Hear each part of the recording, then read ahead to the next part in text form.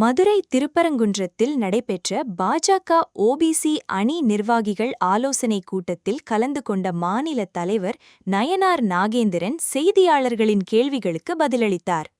எதிர்க்கட்சிகள் எத்தனை அணிகள் அமைத்தாலும் நரேந்திர மோடி மீண்டும் பிரதமராவதை யாராலும் தடுக்க முடியாது என்று சவால் விடுத்தார்.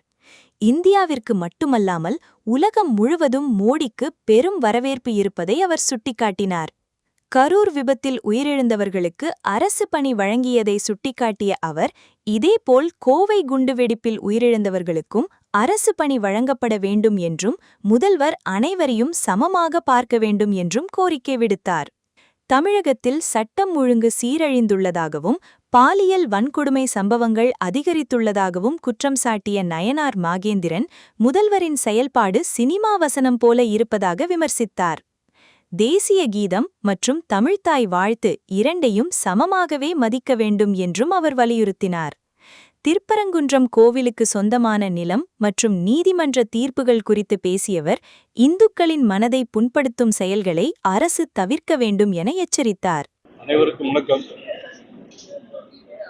திருப்பரங்குன்றத்தில் ஓபிசி அணியினுடைய மாநில தலைவர் வீர திருநாவுக்கரசு அவருடைய ஏற்பாட்டின் பெயரில் தமிழகத்துடைய மேலிட பார்வையாளர், எங்களுடைய குடும்பத்துடைய மூத்த அண்ணா மதிப்புக்குரிய சுதாகர் டிஜி அவர்கள் மற்றும் மாவட்ட தலைவர் சிவலிங்கம் இந்த ஓபிசி அணியுடைய கூட்டத்திற்கு இன்றைய தினம் மிகவும் சிறப்பான முறையில் நடைபெறுகிறது.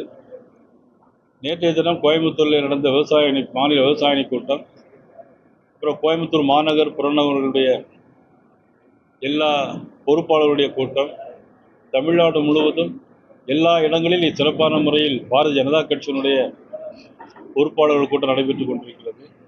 அதனுடைய அடிப்படையில் திருப்பரங்குன்றத்தில் இன்றைக்கு இந்த கூட்டமானது நடைபெறுகிறது.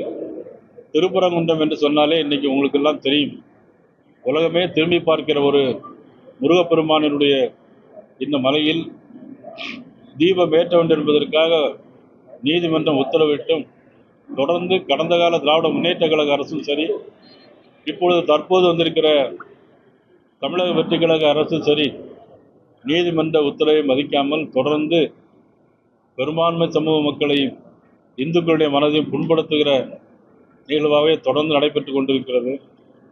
நீதிமன்ற உத்தரவை தமிழக அரசு உடனடியாக நிறைவேற்ற வேண்டும் என்று நாங்கள் இந்த நேரத்தில் கேட்டுக்கொள்கிறோம். கரூரில் நேற்று 41 பேருக்கு வேலை வாய்ப்புகளை வழங்கி